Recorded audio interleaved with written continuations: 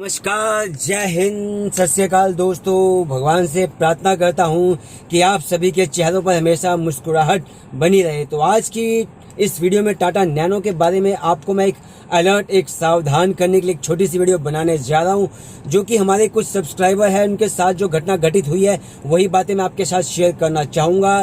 क्योंकि जो हमारे सब्सक्राइबर है वो अपनी टाटा नैनो में किसी एक काम को कराने के लिए जाते हैं और उसमें 4 काम बढ़वा करके वापस आ जाते हैं। तो मेरा वीडियो बनाने का मकसद सिर्फ यही है कि ये सभी जानकारी आपके पास भी पहुंचे। कहीं ऐसा ना हो कि आप भी कभी अपनी टाटा नैनो में किसी काम को कराने के लिए जाए और अननेसेसरी इसमें 4 से 5 काम आप बढ़वा करके वापस आ जाए। तो ऐसा क्यों होता है, इन्हीं सभी सवालों का जवाब आपको इस वीडियो में दिया जाएगा। तो प्लीज आज की वीडियो में लास्ट तक बने रहिएगा। तो हाय फ्रेंड्स, मैं मिंटू, आप इस वक्त है अपने ही यूट्यूब चैनल मिंटू रोडस्टर पर। तो चलिए वीडियो को हम आगे शुरू नहीं करते हैं क्योंकि वीडियो हमारी ऑलरेडी स्टार्ट ही है।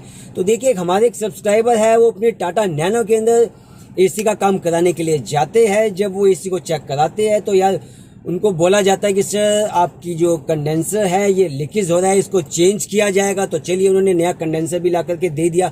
उनका कंडेंसर जब चेंज कर दिया जाता है तो उनको बोला जाता है कि सर आपका तो एसी ऑन ही नहीं हो रहा है, इसका तो कंप्रेसर चल ही नहीं रहा है। तो उसको जब चेक किया गया तो वहाँ पर जो सप्लाई आती है वो सप्लाई नहीं आ रही थी।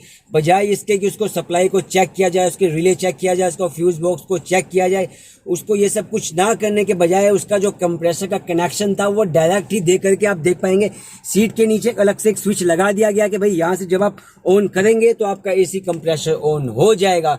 तो देखिए यार, ऐसी ऐसी चीजें कर दी जाती है गाड़ी में यार। क्योंकि अब आप देखिए, हमारा जो एसी का जो कंप्रेसर है वो जो सेंसर के साथ चलता है। क्योंकि जब कंडेंसर फैन से गैस निकलती हुई हमारा लिक्विड जो निकलता हुआ रिसीवर ड्राइवर तक पहुंचता है, तो जब अधिक मात्रा में बिल्कुल कंप्लीट उसके पास पहुंचता है तो वो ईसीयू के पास एक संदेश भी भेज देता है, भैया मेरे पास अभी लिक्विड काफ़ी मात्रा में है, आप कंप्रेसर को रेस्ट करा सकते हैं। तो उस कंडीशन में क्या होता है कि हमारा कंप्रेसर ऑटो कट हो जाता है, उसको रेस्ट मिल जाता है। क्योंकि जब हाईवे पर हमारी गाड़ी चलती है तो काफ़ी हद तक उसको रेस्ट मिलता है। खड़ी खड़ी गाड़ी में भी जब हम एसी चलाते हैं तो थोड़ी थोड़ी देर के बाद कंप्रेसर ऑटो कट होता रहता है। लेकिन ये जो कंडीशन है इसमें आपका कंप्रेसर ऑटो कट नहीं होगा, वो डायरेक्ट ही चलता रहेगा, स्विच से ही आपको ऑन ऑफ करना पड़ेगा। तो देखिए यार, कैसी कैसी चीजें इसमें कर दी जाती है जुगाड़बाजी। तो इसके साथ साथ अब आपको ये भी बता देना चाहता हूँ, हमारे एक सब्सक्राइबर, कई सब्सक्राइबर के साथ ऐसा हो चुका है कि जब उनका रेडिएटर फैन नहीं चलता है, रेडिएटर फैन जब उनका नहीं चलता है जो कि सेंसर के अकॉर्डिंग चलता है, क्योंकि जैसे हमारी गाड़ी का टेम्परेचर बढ़ता है तो फैन चल जाता है, जैसे टेम्परेचर नॉर्मल आ जाता है तो फैन ऑटो कट ऑफ हो जाता है। और यार विंटर के दिनों में तो उसको बहुत ही कम चलने की जरूरत पड़ती है।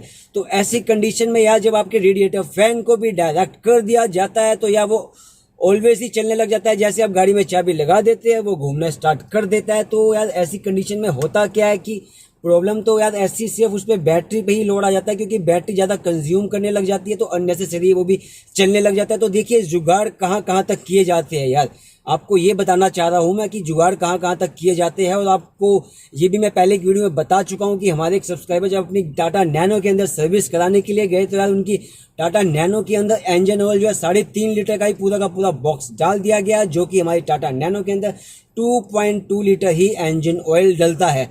तो ऐसे अभी एक हमारे हाल ही में एक सब्सक्राइबर अपनी टाटा नैनो के अंदर फॉग लाइट को लगवाने के लिए गए, उन्होंने अमेजोन से फॉग लैंप एक मंगवाए थे। तो जब उसको वो लगवाने के लिए मैकेनिक के पास लेकर के जाते तो मैं आपको बताता हूँ उसने क्या किया। अब आप देख पाएंगे कि ये हमारी जो टाटा नैनो है, अगर इसमें फॉग लैंप लगाने है, मैंने पहले एक वीडियो बना भी रखी है कि आपको फॉग लैंप कैसे लगाने हैं, उसका कैसे आपको कनेक्शन करना है। आप देख पाएंगे यहाँ से इसकी हमको कटिंग करनी पड़ती है। ये कटिंग करने के बाद फॉग लैंप हमके अंदर चली जाती है और अंदर जाने के बाद इसमें आप देख पाएंगे कि यहाँ पर आपको ये इसका एरिया दिख रहा होगा। देखिए यहाँ पे एक स्क्रू ये वाला और इसके ऊपर 2 स्क्रू, तो ये 3 स्क्रू इसमें कसे जाते हैं, जो कि आसानी से पीछे से हाथ देकर हम इसमें कस पाते हैं। लेकिन उस मैकेनिक ने क्या किया कि इसका पूरा का पूरा बम्पर जब बाहर निकालने लगा तो यहाँ पर इसके लॉक लगे होते हैं प्लास्टिक के, तो वो तोड़ दिया गया लॉक। उसके बाद जब क्या हुआ, इसको फिट किया गया तो फिर फिट करने के बाद बम्पर जो था वो बाहर की तरफ ही लटक गया। तो यार अब आप देख सकते हो कि यार जब बम्पर बाहर लटक गया तो उसके बाद फिर परेशानी खड़ी होगी अच्छी खासी। जो बम्पर बिल्कुल फिक्स था बॉडी के साथ, उसका बैलेंस बिगाड़ करके रख दिया यार। तो फिर उसके पास हमारे इन सब्सक्राइबर को डेंटर के पास जाकर के उसको सही कराना पड़ा।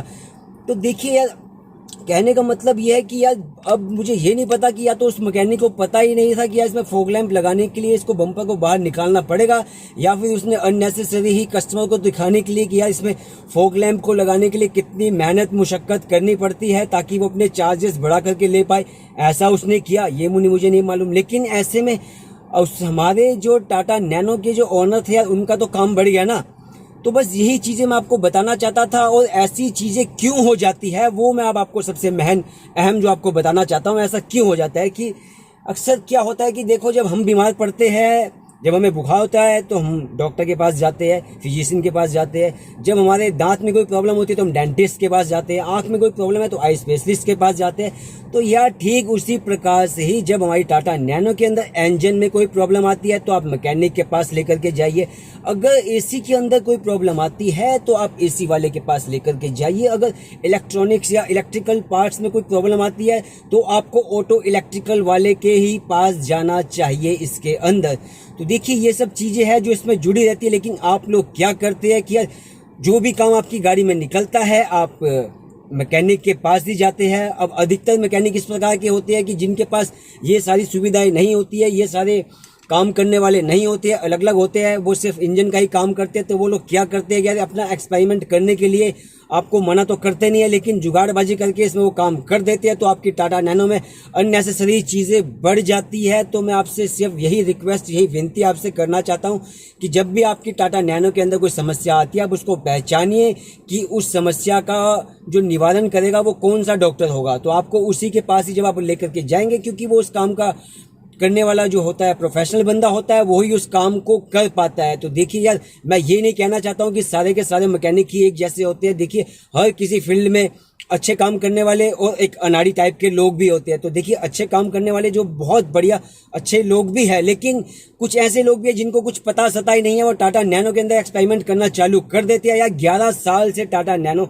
सड़कों पर दौड़ रही है, अभी भी इसका काम लोगों की समझ में नहीं आता है। यही वो वजह है जो कि टाटा नैनो की बुरी हालत हो जाती है और अक्सर लोग परेशान हो जाते हैं। मेरा वीडियोस बनाने का मकसद सिर्फ इतना ही होता है कि यार टाटा नैनो के अंदर अगर कोई समस्या, कोई प्रॉब्लम आती है तो यार उसको आप खुद से ही ठीक कर पाए। अगर आप खुद से नहीं कर पाते, अगर आप मैकेनिक के पास लेकर के जाएंगे तो आपको भी पता होना चाहिए कि मैकेनिक इसमें क्या क्या चीज़ें कर सकता है। तो प्लीज़ आप इस बात का ध्यान रखिएगा। तो मैं उम्मीद करता हूँ कि आपको आज की मेरी वीडियो पसंद आई होगी। तो लाइक, शेयर और प्लीज़ आप इस मेरे चैनल को सब्सक्राइब भी कर सकते हैं। आज की इस वीडियो में इतना ही, मिलते हैं फिर किसी अगली वीडियो में। तब तक के लिए स्वस्थ रहिए, खुश रहिए। जय जवान, जय किसान, जय हिंदुस्तान, जय महाकाल।